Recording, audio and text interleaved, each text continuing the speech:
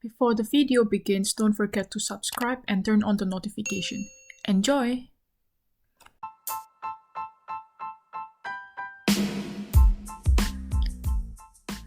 Hi, welcome to the very first episode of Millennials Belajar podcast. I've been waiting for this episode because I really love to talk and I really have a lot of random thoughts that I want to share with other people. And it's just finally I have this courage to start this podcast.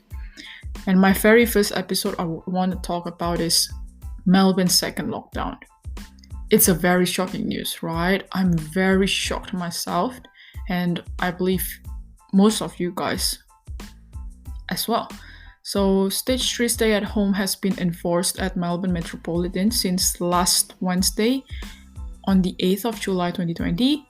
It is going to last for another 6 weeks, meaning it will last until 13 or 12th of August, if I'm not mistaken. So we're actually allowed to go out only to buy groceries, seeing doctors, doing exercise, or people going back to work, or your kids going back to school. Then the question is, how is that even possible? I was thinking, and maybe let's just think together, okay? I have facts here. We have been in stage 3 for almost 2 months, starting beginning of the April, before they open up some of the economy. And if you know, the cases has always been at a low of 2 digits. And also, right, Melbourne has been one of the toughest states to open the borders. Correct me if I'm wrong, they actually have imposed another stage 3 in certain suburbs since last week. Let me see from Victoria Government Department of Health Twitter. Another 216 new cases as per today, which is 11th of July. And yesterday on the 10th, there were 288 new cases. After weeks of opening up the border, the number of cases remained low, and then suddenly it just spikes up in the northern suburbs from the public housings, and then it spreads in Melbourne for a few days. Seems like we're actually moving backward, aren't we? I feel like restaurants moving from 20 people dining out to now only takeaways and deliveries. Gyms, libraries, or other places that you can mention are now all closed. How would actually it impact to 5 million of people? Or I think 20% of the overall Australia population. It is a mystery to answer. A lot of my friends ask me, why do the government choose to do this? Some of you might think, hey, it's only 288. Other countries got more than that. But we are actually going back to stage 3? Do you see that those having thousands of cases are actually slowly opening up the offices, schools, malls going back to normal? And why don't we do the same thing? Aren't those questions that we actually asked when we heard the news? But then maybe, right, I would want to rephrase this question to you. What would you do if you were Daniel Andrews as a premier in Victoria? Would you still enforce to open up the border and the economy? Or would you make the same decision as he did? I was reminded of a saying, people will never understand the decision you make unless they have experienced how hard it is in your place. And eventually, if you start to ask those questions that I mentioned, you can actually answer it yourself. Why would he do that? Because I think it is his decision, and as a premier, he knows the best for his citizens. He has all the data of the aging populations. He has all the data of how many people are more prone to this disease. He has the knowledge, and he has the teams and other people like health chief officer to think with him.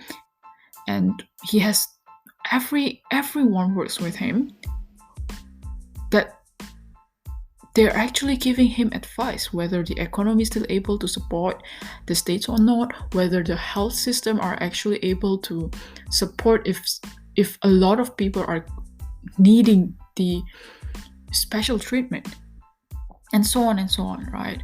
I always believe that he has outweighed all of those benefits and the cost of his decision. Well, maybe not only his decision, but alongside with his other mates. And I feel like just like how children will never fully understand their parents, I think this is just what happens in Melbourne. All I know is that this government actually cares about their people, and they're trying their best to keep the people safe. Although there will be many of you saying, like, hey, because of this lockdown, do you know that there are so many new problems that that the society have? Like, yes, and I'm aware of it, which I'm pretty sure, and maybe I can say 100% sure that the government is actually also aware of it. I know it can be like multiple reasons, like mental health issues, violence within families, cutting down payments, people losing jobs, entrepreneurs closing down their business, parents filing the divorce, and maybe other things that I cannot mention. But in this life, there will be a lot of choice and decision to make. Starting from you wake up in the morning, let's say, do you choose to open your phone or have a cup of water? Do you choose to go to the toilet first, or you choose to have your breakfast first? But those are very simple decisions, right?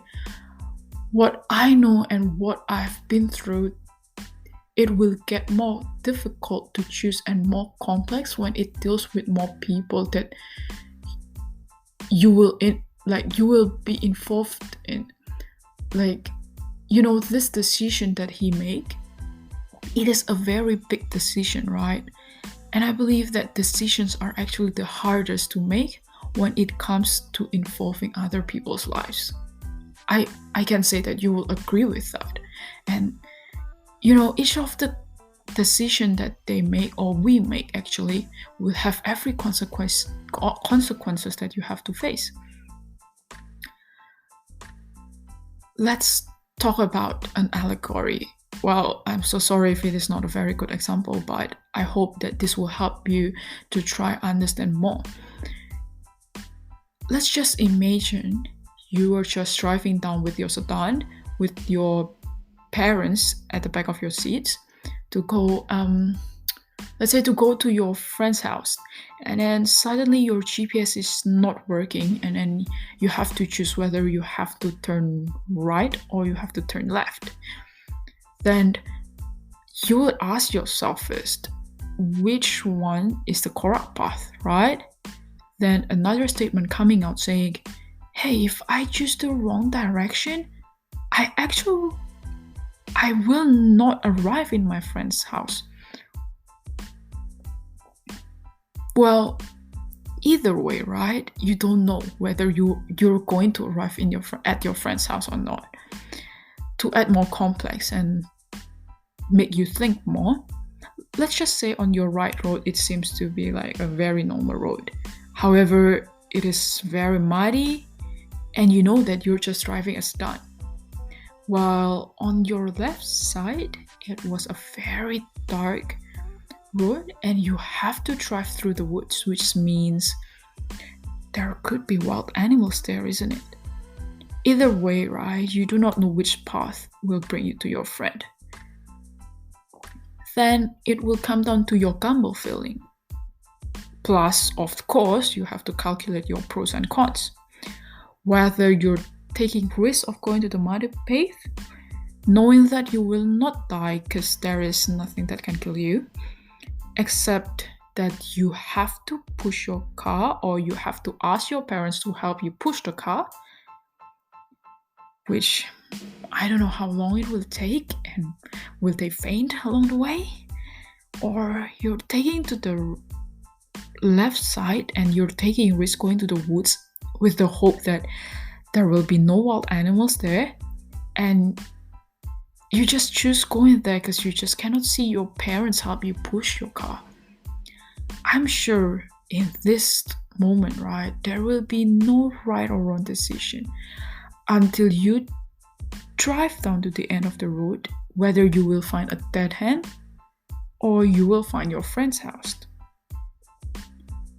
Then how would you choose? Because for me, I would choose based on what I know, what I'm good at. For example, right, if I'm just a very brave person, I would just go to the forest. But if I'm not, I will just go the other way around. Well, which one would you choose? The muddy ones or the woods? I'll give you some time to think. Your answer might be different from mine. This might be an imperfect allegory, but I hope that this can give you some thoughts that, hey, it is not an easy decision to make, and there is no one can say if it is a good or bad decision until one day or one moment you arrive at the dead end or arrive at your friend's house. Well, what I can see from my point of view here is that Victoria government cannot risk having more people, especially those aging ones, dying because of the disease. But on the contrary, the other countries might be different. Indonesia, for example, they have thousands of new cases every day. But you know what? The government just enforced them to go back to a new normal life. They start going back to their office, students might go back to the schools, malls starts to open, and then do you want to say that, hey, is the government so stupid of doing this? Don't they think that when they open the new normal, the case will spike up and then more and more people are dying?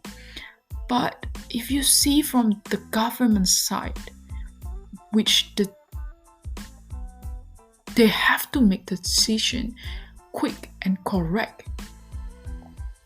Maybe they just know that they cannot hold any longer that the economy stopped. They need more people coming back to work. They need more business opening up.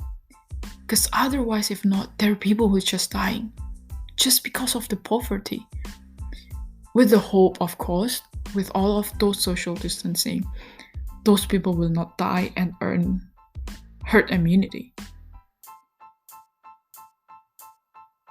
All of you will question, which one is the best solution then?